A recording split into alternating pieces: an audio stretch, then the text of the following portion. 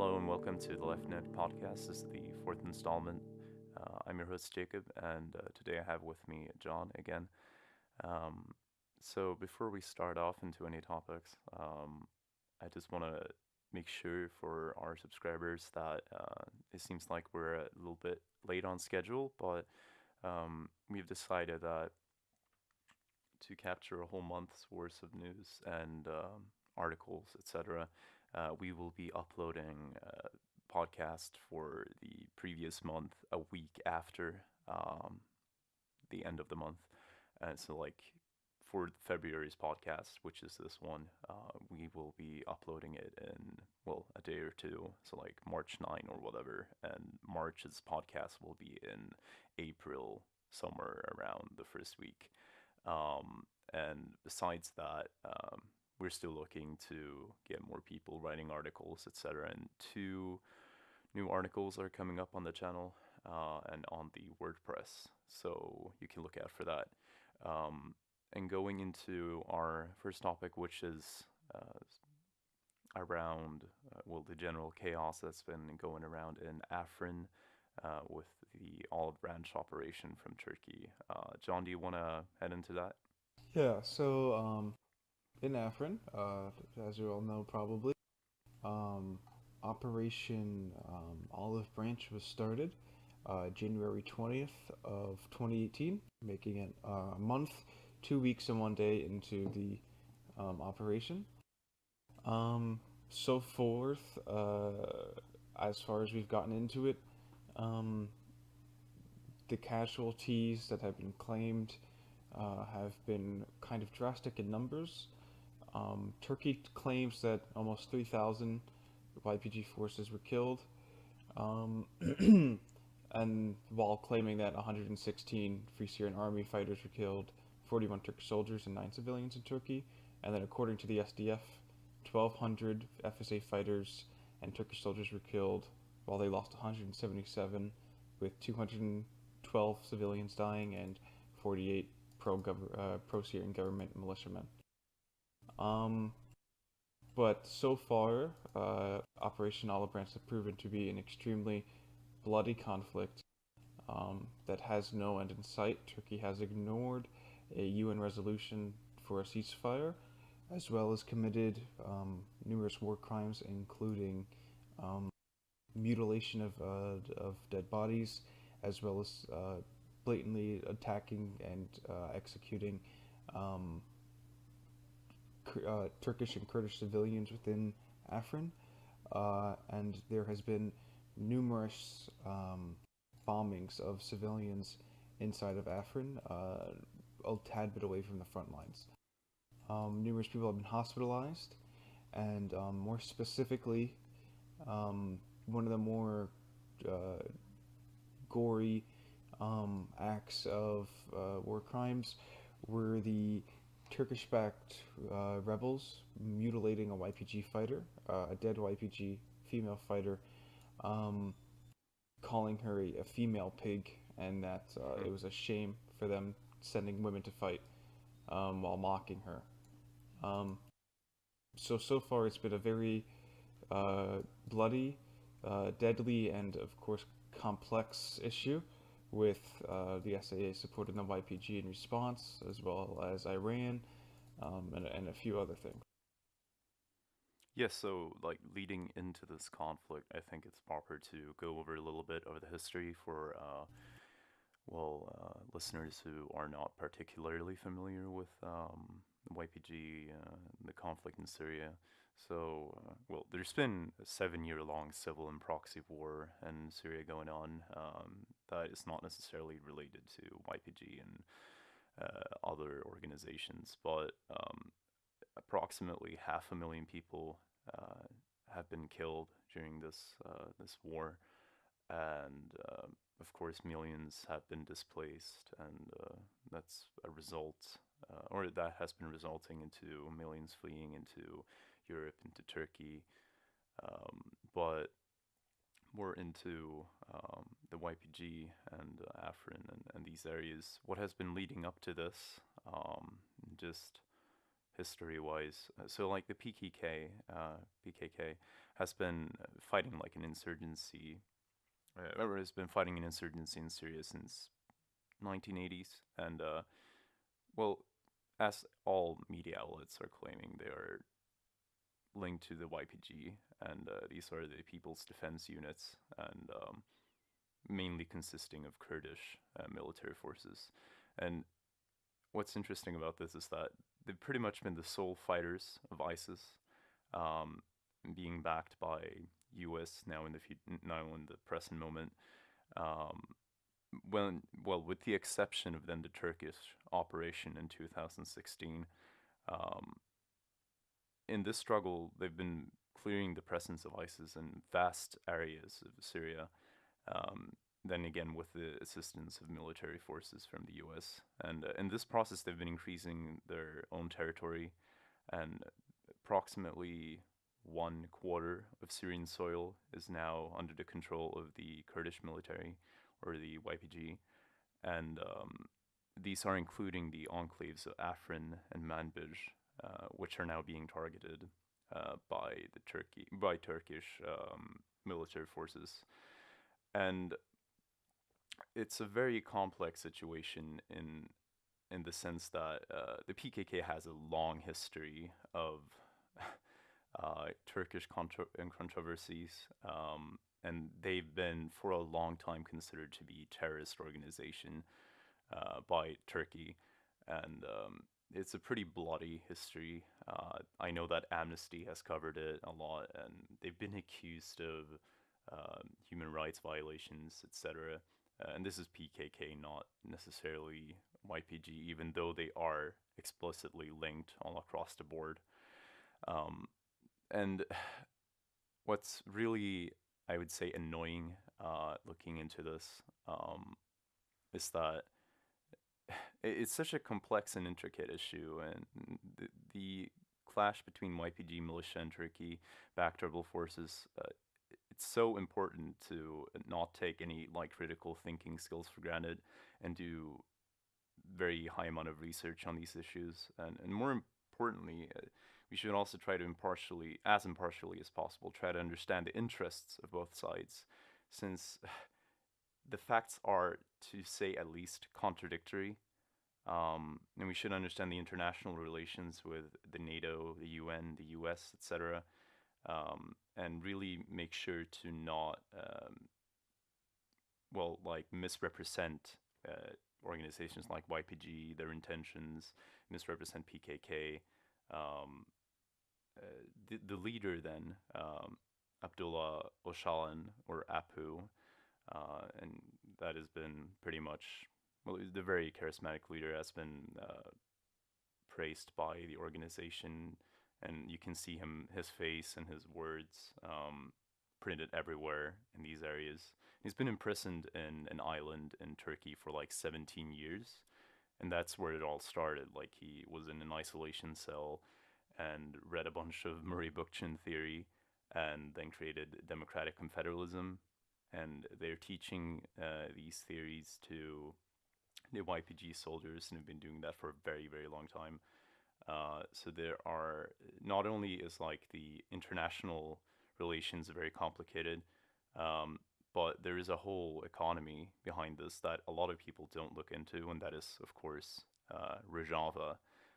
However, the main focus today is not maybe the economic issues, although we will be going to that in the future, I think. We did that in the last podcast as well a little bit. But I think, like, for me personally, when it comes to Afrin and all these areas, not only is like the humanitarian tragedy of like the civilians dying and like these offenses that really doesn't make any fucking sense to some extent.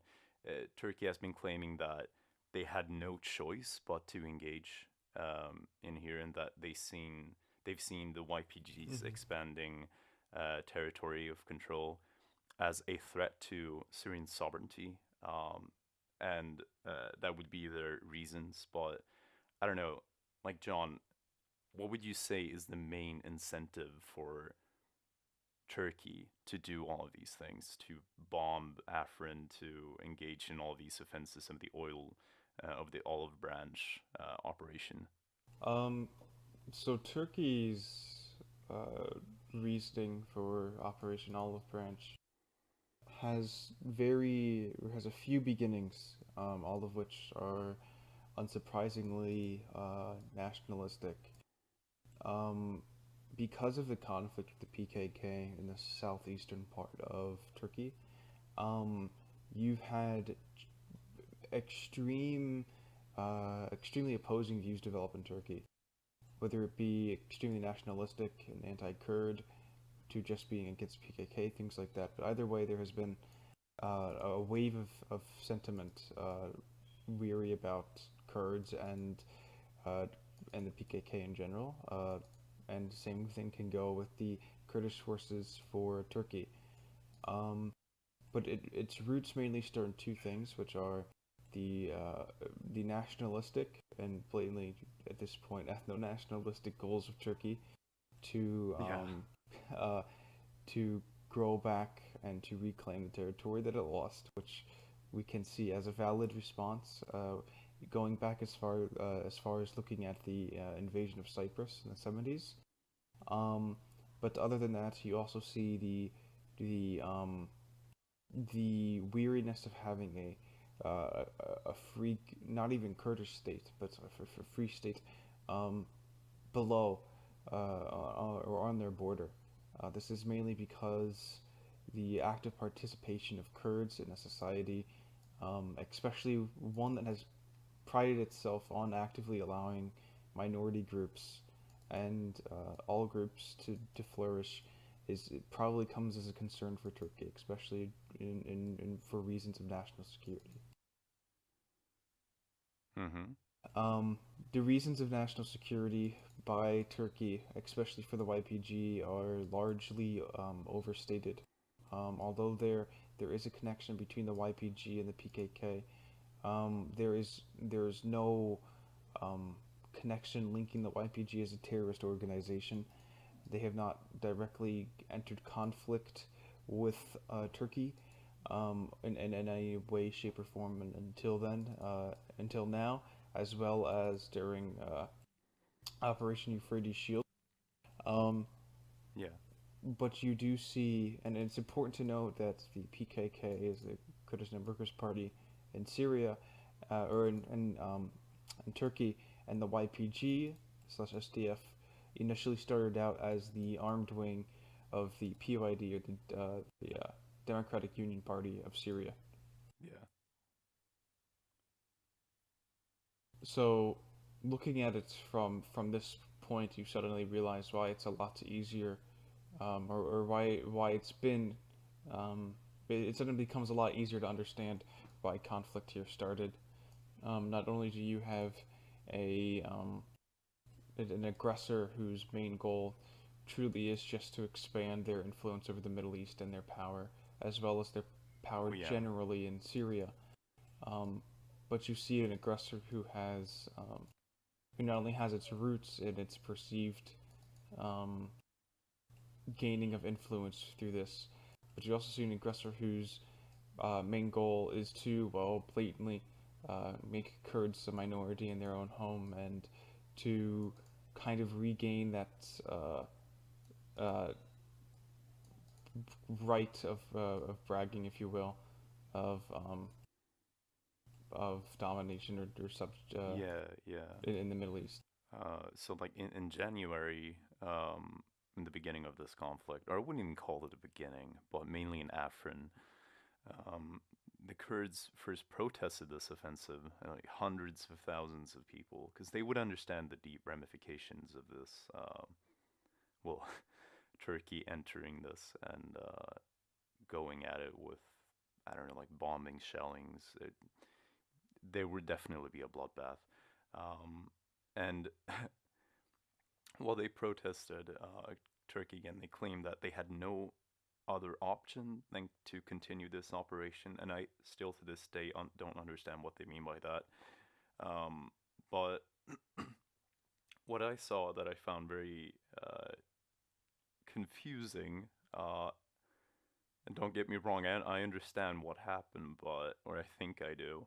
Uh, but what's really confusing, I think, for a lot of people is that there's been such inconsistent statements from Pentagon, from Turkey, not necessarily from the UN, but in January there was a unanimous vote in UN uh, to have a resolution for Syria where they would have a 30-day ceasefire. Now, despite this, Turkey chose to continue the operation in any case, as one of the, I think it was the foreign minister, claimed that people have been confusing East Ghouta with Afrin and saying that the operation there has been going on for 5 weeks and that they are not related. But of course, this is fucking absurd if you actually take a look at the resolution from the UN, which Washington then would state that they are talking about the entirety of Syria and not just Ghouta or whatever. That there is explicitly stating that there should be a ceasefire and that Turkey should not have engaged with the bombings in Afrin. Uh, and yeah, what was confusing about Pentagon then was that they made a statement announcing that the US led coalition in Syria is training a Kurdish dominated border security force with 30,000 units strong, and that what they would be building and training as a new force with like 250 individuals. Um, and they would be working jointly with the Syrian Democratic Forces. Uh, This was a misrepresentation, apparently. The 30,000 forces, as I learned by John earlier, was that they've already been there. This was not a new force. And this establishment of a border security force between Iraq and Syria um, made, like, this statement made Turkey and Erdogan extremely pissed off. And he said that America has admitted that it established a terrorist army, referring to PKK and more specifically YPJ um, uh, and YPG, and our border. Established a terrorist army at our border, and it is up to us to strangle that terror army at birth. So this is why they ignored the UN the UN resolution as they wanted to do that. But again, like, they know all the facts, they know the situation, so it's a very confusing uh, reporting of the events that's taking place. And then the U.S. Secretary of State came out and said that this was a misrepresentation. It's been mislabeled, and that someone, and they're obviously referring to the generals in the Pentagon and the U.S. military, um, that someone misspoke, and thereby he contradicted Pentagon and the U.S. military. And what's funny about Rex is that um, he he's not a dumb guy, of course, but he has no access to Twitter or anything. So that when makes a tweet, he has to, and this is generally like the practice in which the team prints out Donald Trump's tweets to him. Uh, so you have this very sharp guy, and he has to contradict the military, he has to contradict Pentagon. It's a very strange, absurd situation for someone at this level to have this little communication with one of the highest forces in the world, or I would actually say the highest power in the world right now. So what he did, uh, and this is where he clears out, quote unquote, saves the day. Uh, a bit too late though, since Turkey has already wreaked havoc in Syria and in Afrin. He said that, and this is what I actually think that they are doing. I don't think he's lying here, even though it might be a slight misrepresentation. Misrepresentation. The incentives for Turkey is very clear.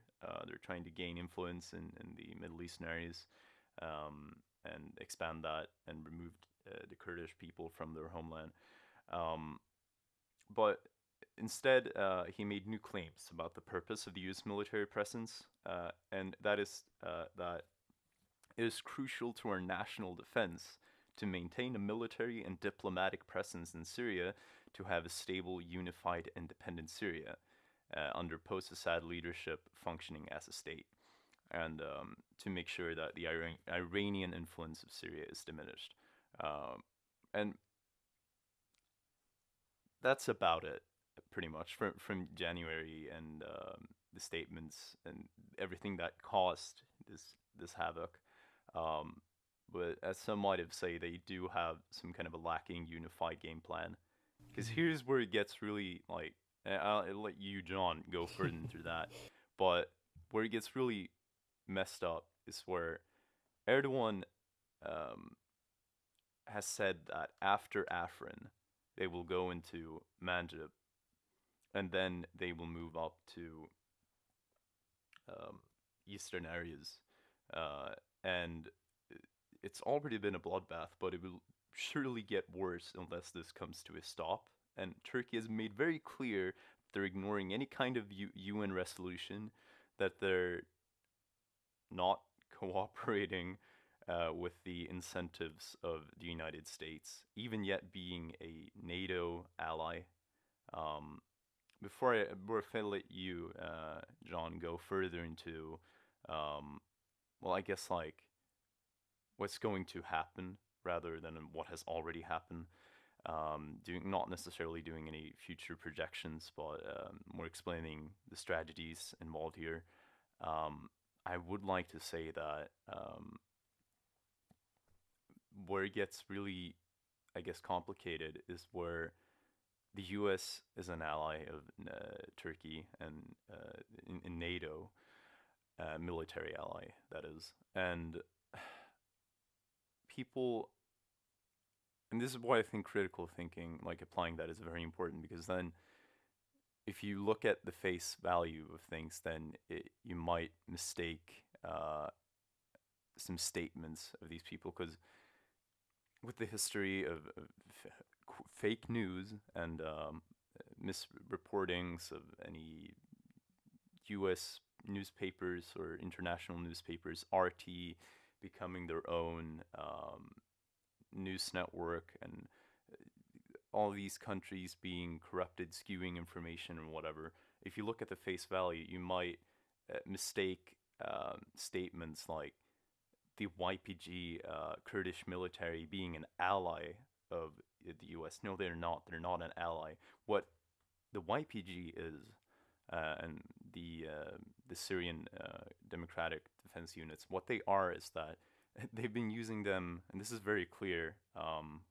Has been stating in many newspapers, is that they are a way for the U.S. to fight ISIS and ISIL, and that's what they are. As Mhm. soon as ISIS is out of the picture, they can no longer defend Afrin, since they remove them from that area. So it just becomes a question of sovereignty and a question of Mhm. territorial domain for YPG, for the Kurds, and whether or not Turkey will allow that to happen. As far as the US is involved, they cannot officially engage because the YPG is not their ally. They're just a tool for the US to fight ISIS.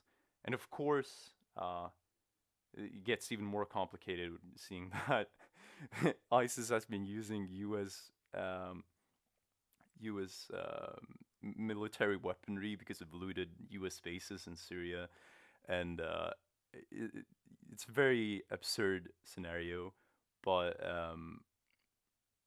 I think that it will not get easier by time. So I will try my best personally to keep very updated and not to make sure I misrepresent any news sources. And this is why it's important that we keep it a bit further into the month, because there's so many uh, new developments and so many horrifying bloodsheds, and there's so much to take in.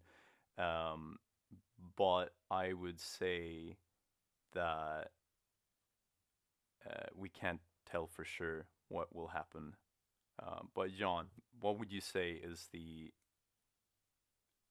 main strategic development in these areas now before we go into the more um, the more Yeah. So restate your question. yeah, I would say like what would you say is um, the strategic maneuverings for YPG for Turkey?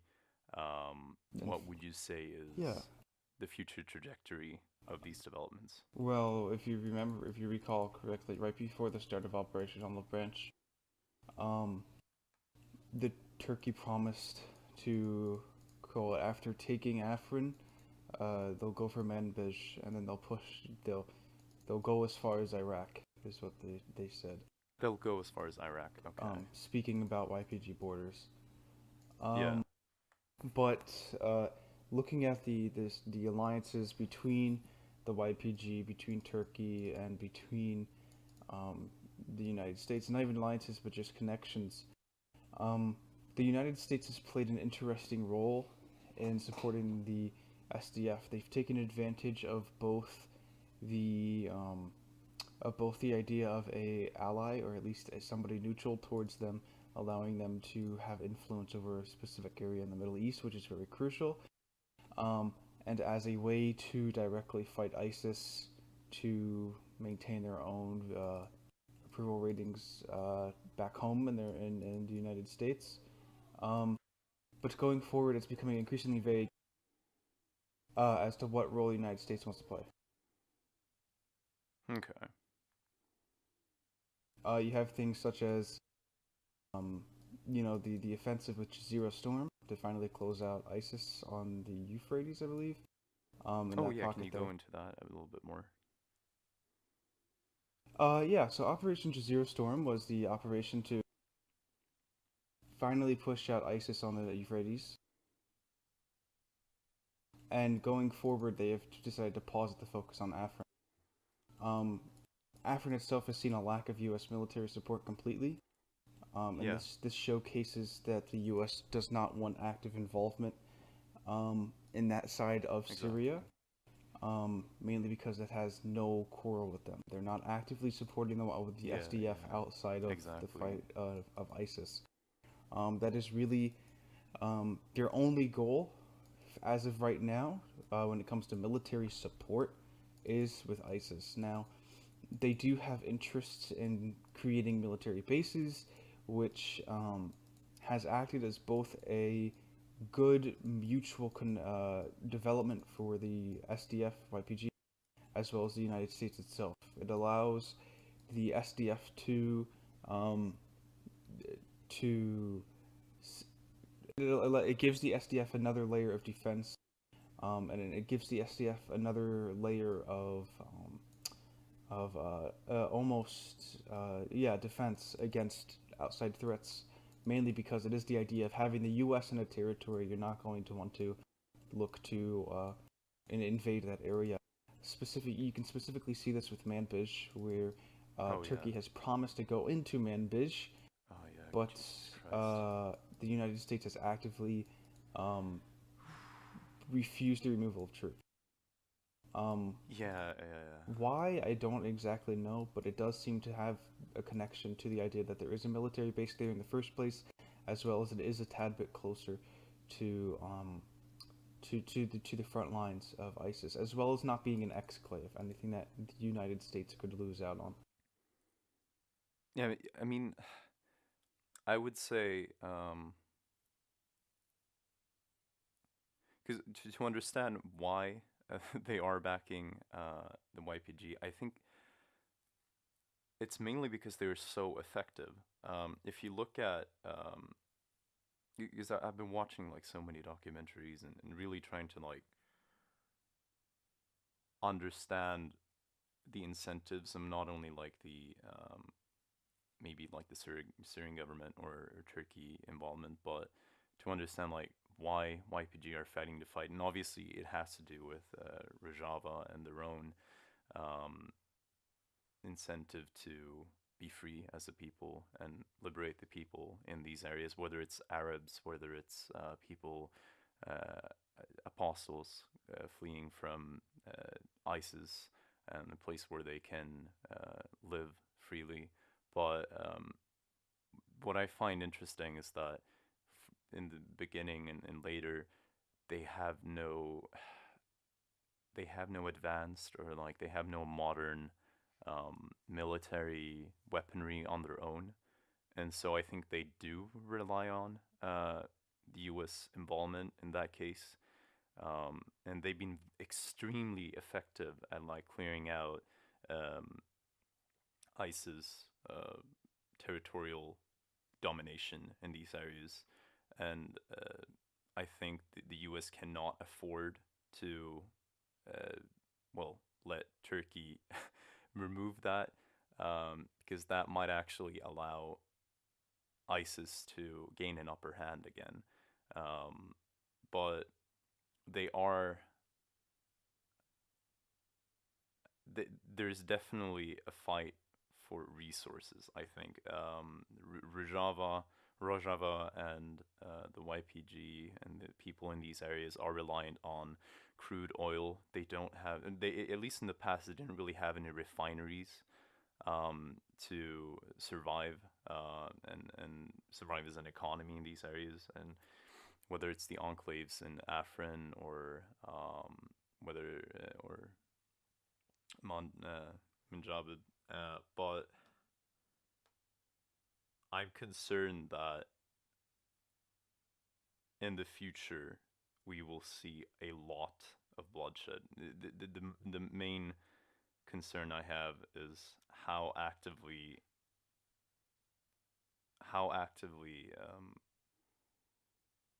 Erdogan is pushing with his trajectory here, that after Afrin and Manbij will be moving to Syrian-Iraqi border until no terrorists are left. I find that a horrifying statement.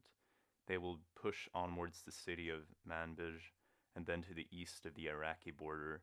And what's really weird about this, or not weird, but what's really concerning, I think, is that this could actually threaten US personnel who is stationed in that area.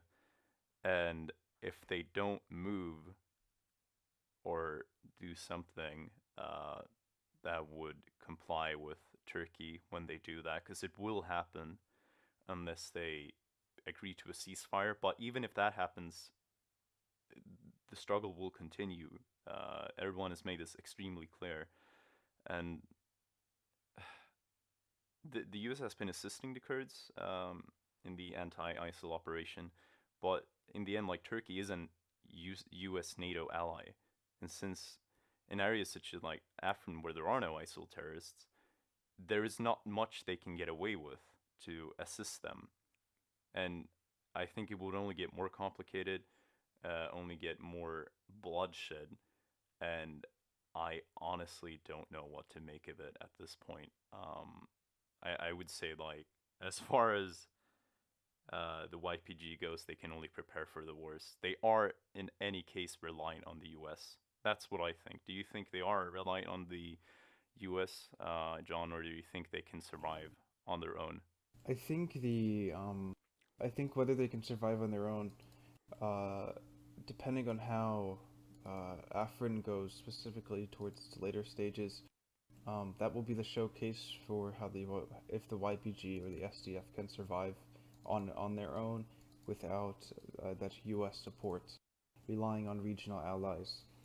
Um, I feel like when it comes to going forward, um, there is to expect, you have to expect a lot of bloodshed, especially when the aggressor is Turkey. Um, Especially when the aggressor does have an extremely long history of blatant genocide against minorities in their country. Yeah, yeah. Um, and you can see this kind of effect, and there might be some people who argue that Turkey from the 1900s isn't this Turkey.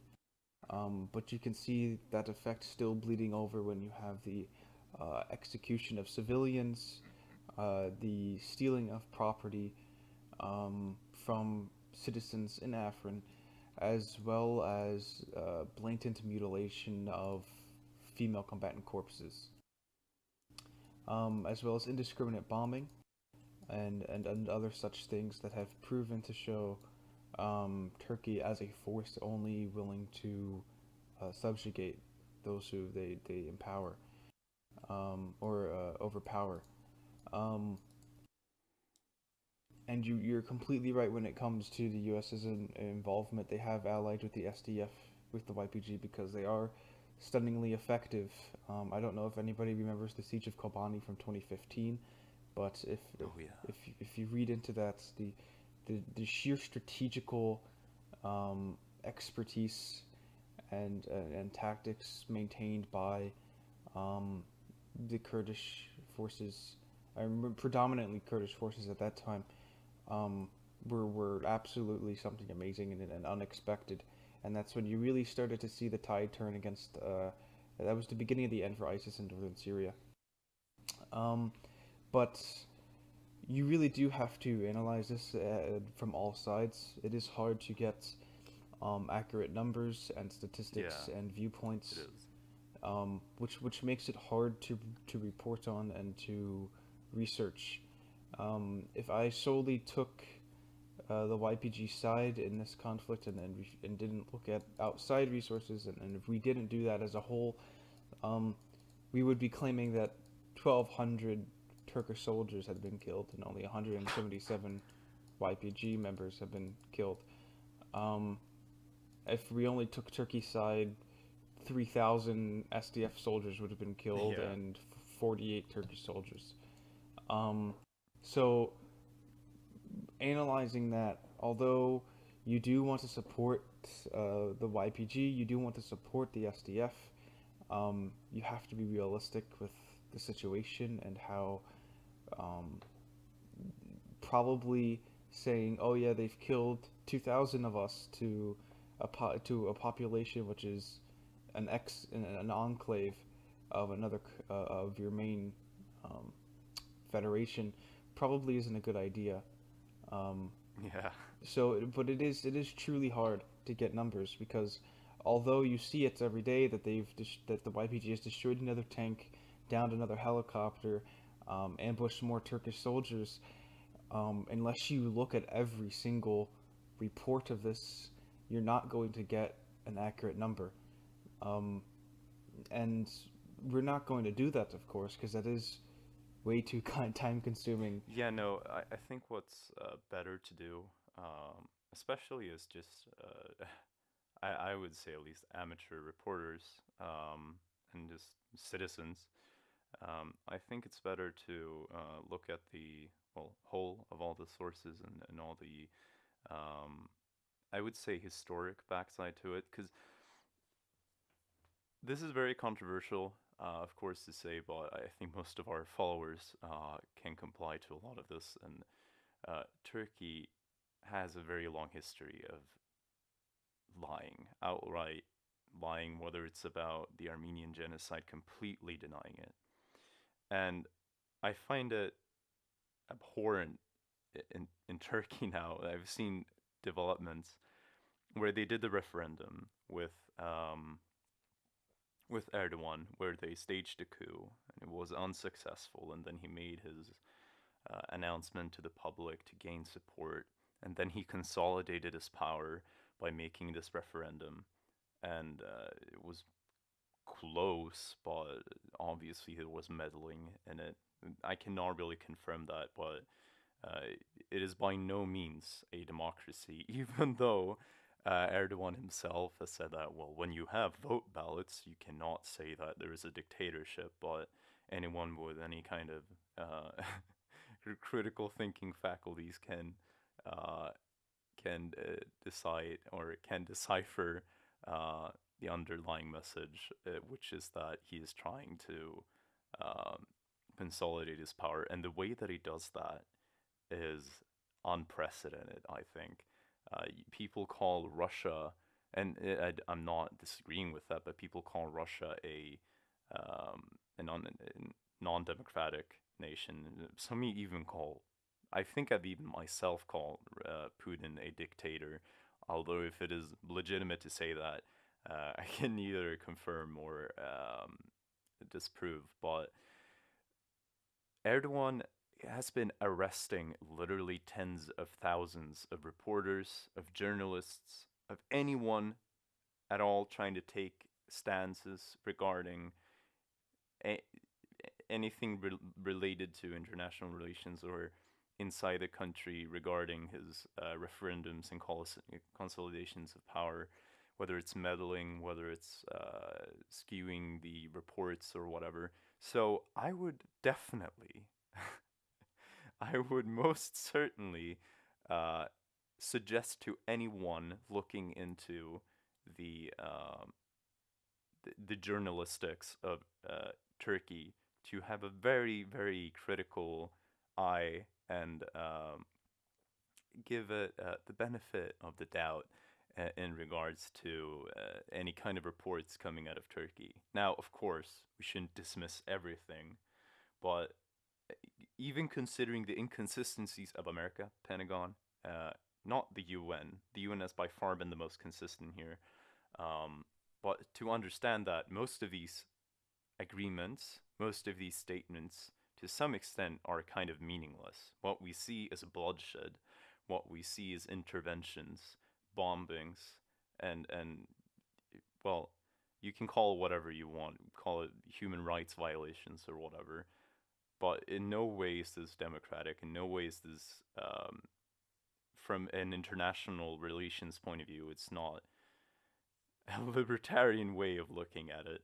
Um, in as far as a international relations perspective, you can see this as the realist perspective. People going up against each other with arms, being very suspicious, paranoid. Um, I can you cannot get a clear picture from it to be very concise and basic about it. The anti-war activist Richard Becker um, claims that the U.S. is caught between two allies, but this is a slight misrepresentation, as I said earlier. This is why it's really important to not look at the face value and actually read the articles, go and like look at the sources as well. I'm not gonna lie, I've been using a lot of Wikipedia when I first look into things, but you have to look at the sources below as well. Sounds obvious, but you really miss out on a lot. Let's say you find an article and says something about the death toll, about the incentives, and maybe it's from a Turkish reporter or whatever, and maybe has been meddled with. You have to be critical, even though sometimes the paranoia is not legitimate. Uh, if you don't do that, what you lose is perhaps the truth. Uh, and this guy, the anti-war activist, he talks about the U.S. interests in Syria and the interests in NATO. And since we can't get a clear picture now, this is just speaking on my own and probably in John's behalf as well, as we said earlier, is that since we cannot look at the facts themselves necessarily, and no, I'm not going as some kind of weird postmodernist truth relativist point of view here, but you can look at it from maybe more of an international relations point of view and look at organizations and look at their incentives, um, and see that even with a statement such as the US is caught between two allies, they're not allies. The YPG are not official US allies, but they're rather backed up by the US military force to fight against ISIS, and Turkey is a NATO ally, and this has, of course, far deeper ramifications. Um, as well as in regards to in regards to diplomacy, their statements about whether or not they will support it or not. Uh, this guy he does understandably, however, claim that these interests, whether they are allied, whether whatever numbers are, they are contradictory. What we're seeing is contradictory statements and contradictory interests. It's very interesting, but to sum this whole thing up, and I'll give you, John, a chance to do that as well, to sum this whole chaos that's been going on last couple of months and before that as well. Um, to sum this whole thing up, uh, Erdogan is seeking to quote unquote drown the terrorists in Syria, and he's going to push to move in Afrin, Manbij, move to Syrian Iraqi borders until these quote unquote terrorists are gone. They're no longer left. And the US, and here's where the contradictory interests come into place, the US military has claimed that their presence is indefinite. So there will be a severe conflict in some way or shape. Yeah. But I think before we ending though, you can give your summary later. I think we should actually go a bit into the SSA involvement as well. Yeah, definitely. So, as we've seen, a third player kind of comes into the picture when talking about Afrin and Operation Olive Branch. Um, at the beginning, it started as a condemnation on the part of the Syrian Arab Republic of the Turkish involvement in Afrin, claiming that it was an invasion of sovereign Syrian soil and completely illegitimate. Um, and that's how it first began. But as you see now, there have been pro-government militia forces entering Afrin, whether on behalf of the Syrian Arab Army or whatever. It's hard to tell. But uh, looking at it, you do see a active support um, from the pro-government side of Syria, which is interesting in itself. Um, but the SSA involvement has increasingly become stronger and stronger, and especially more supportive of the defense of Afrin. Now, a lot of people, if you read up on it, consider this to be an interesting predicament, as the YPG is accepting support from a nation and government historically opposed to them, and of course the Kurds opposed to it.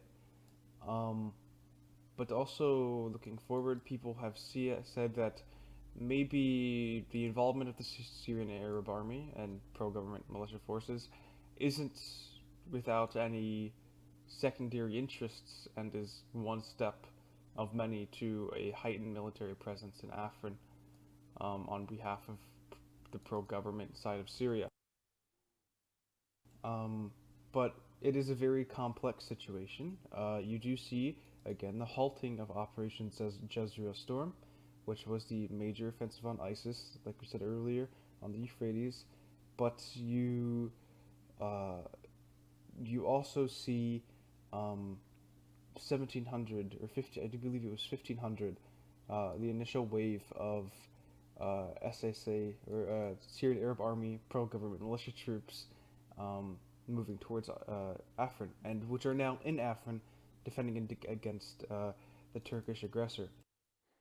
So you do see a support of 1,500 troops, and because of the pausing of Jezreel Storm, you see an influx of 1,700 direct SDF troops to Afrin, and you do see like 1,200 more from miscellaneous militias also on the ISIS front. So either way, it's a very complex situation. Granted, almost every situation in the Middle East is very complex. But as you start to throw in players, you realize the nuance behind the situation, or the level of nuance behind the situation, and truly how chaotic it is. It's very easy to look at geopolitical situations as 2-3 dimensional, objects, and Yeah. it's really not like that. And I say I included three dimensional there on purpose. Um, Although states might historically act in ways opposed to them, there's always one goal in mind, which is the growth of the current dominated ideological system, um, either of the world or of that specific state. But you really do have to look at it from an interesting perspective. Essentially, Putin traded Guta, uh, or Putin traded Afrin for Guta, and and that has kind of intensified the complexity of the situation, both on the Oh part of the yeah. SSA, on and how they've responded to that kind of trade, and the agreements to a 30-mile buffer zone, as Okay. well as the general Russian involvement.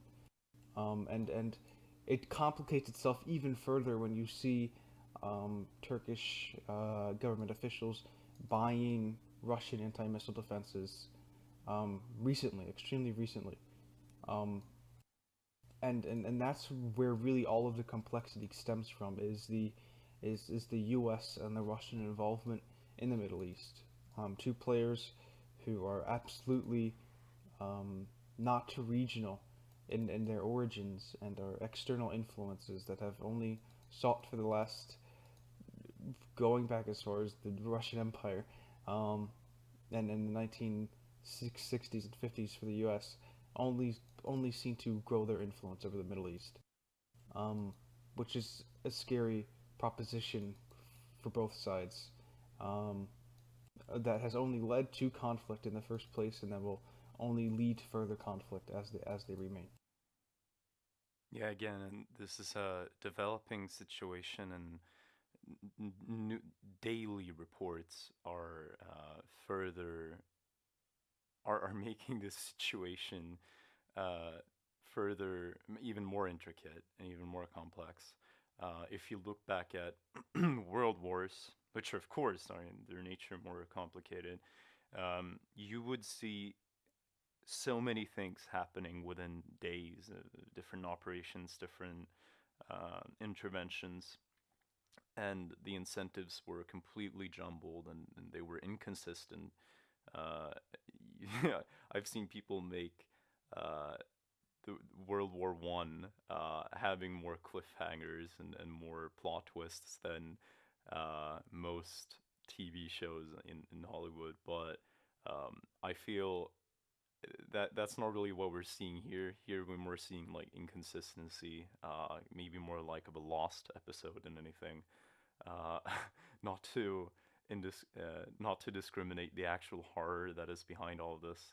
I think, however, you need to distance yourself a little bit to understand that it's a very absurd situation with Trump in power as an administration, having these two dictators as well come into place, uh, Putin and Erdogan, and to also remember, despite all this imperialist cynicism, you can see that there is hope, I would say, in Syria for these YPG forces. I was very inspired by looking at these documentaries, and you're not seeing the type of strategic chaos that you might have seen in previous wars, or the same ignorance with the U.S. involvement in maybe Afghanistan or whatever. I think that we are reaching such complex situations with ISIS, with these revolutionary groups, that they can no longer afford to not to lie about their incentives, whether it's U.S. going into Middle Eastern areas to get oil or whatever, to fund ISIS groups. No, like it's very clear the incentives themselves. What is confusing, I think, is the numbers, the facts, the operations, what's actually going on.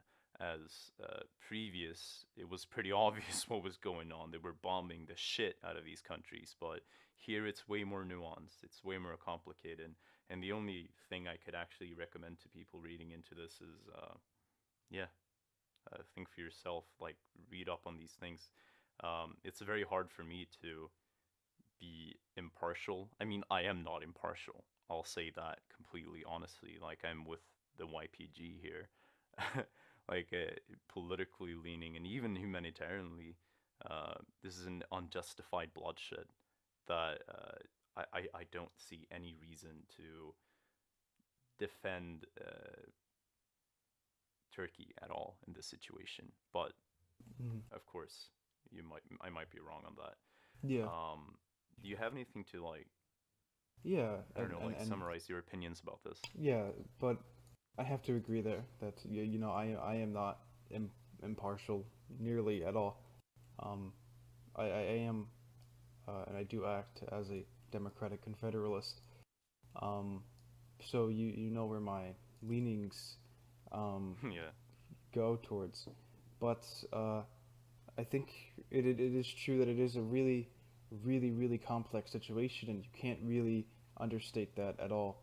Um, there's so many historical, sociological, and ideological yeah, reasonings for these issues, and they're so um, deeply entwined with the history of the Middle East and yeah, foreign yeah, involvement that it is hard to kind of pinpoint where conflicts begin and start. yeah, Um, exactly. you could go back as far as um, the division of the Ottoman Empire by France Yeah, and Britain, but you go that far and then you realize that the Ottoman Empire essentially did the same thing, but spoke Turkish. Um, they essentially monopolized the entirety of the Middle East through brutal subjugation and domination. But again, it's complex. It's hard to report, and that's why you do see us uploading things a week or two after uh, the month has passed, yeah, um, because although sources for February um, are posted and you can find them, claims, justifications, and the con- confirmation of those sources and of those um, things don't really come out until later. Uh, for example, um, there's a whole bunch of when it comes to villages in Afrin, it is hard to report on it when you're doing something because in the beginning they actively changed hands of who was in control of them almost within hours. I mean, you have Barsaya Mountain towards Azaz, and you saw that be captured by Turkey, retaken by the YPG, captured by Turkey, and the second time it was captured by Turkey, they scheduled a government press meeting to showcase the progress that was made, and within 2 hours of that being scheduled and planned, it was back in the hands of the YPG. Um, yeah, so you do see like an immense amount of just of things changing and fluctuating, and you don't really get them to stabilize or settle until they do, and that'll only come as time progresses. But and again, yeah, as a resource list, um, I will be posting just as an example to show you how in depth you have to be able yeah, to yeah, make the yeah, slightest comment.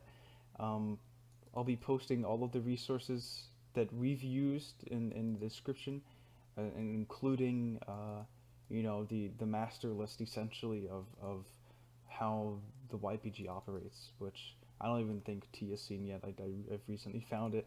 Um, so it should it that should help people if they are interested in it to really oh get yeah. a grasp of the situation. And I do want to do a disclaimer as well. Like, it's easy to forget that, again, paint them up as like these three-dimensional, two-dimensional objects that you can just manipulate and toy with. Like, this is, of course, a real war. People are dying. If you look at the things people post, it's one of the most horrifying, uh, disgusting things you can probably see. I would even label it as equal with ISIS beheadings or whatever. Uh, you're seeing these troops mutilate bodies. I've seen documentaries with Vice and other independent news networks where actively they show pictures of rotting bodies. So if you are of the more sensitive type, I would have that in mind, that it's very brutal, it's very horrifying. So keep that in mind, And there, and do read it. when it comes to what's posted in the description, there won't be Yeah, anything no. left out. There are most likely going to be links to um, some very disturbing content, but I feel like if we don't um, justify it and show credit for the things we've said, there's no way to really prove Yeah, yeah, how bad it's exactly. been unless you see it for yourself. And again, it is most of it, most of the sources that you will find, most of the information you will find is extremely bloody and gory, and that is because the situation itself has been extremely bloody and gory, and there's no way to get around that.